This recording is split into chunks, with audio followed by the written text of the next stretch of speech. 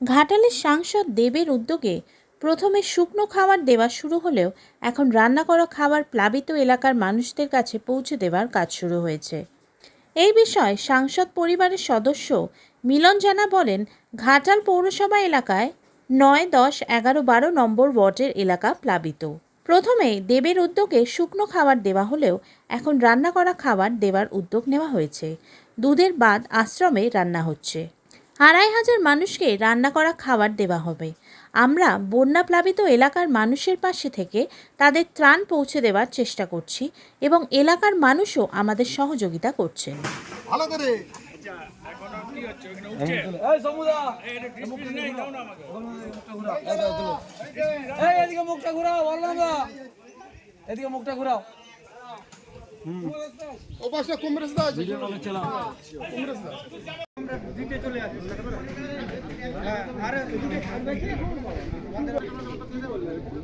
তাড়াতাড়ি সরা, মাল তুলতে হবে, দেরি হয়ে যাচ্ছে যে।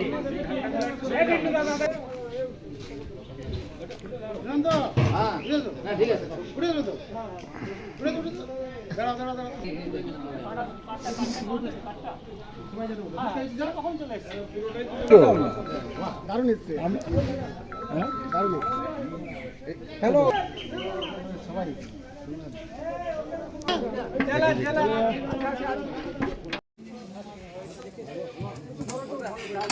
এগুলোকে ঘাট চালিয়ে যাও। একটা নামাতে হবে।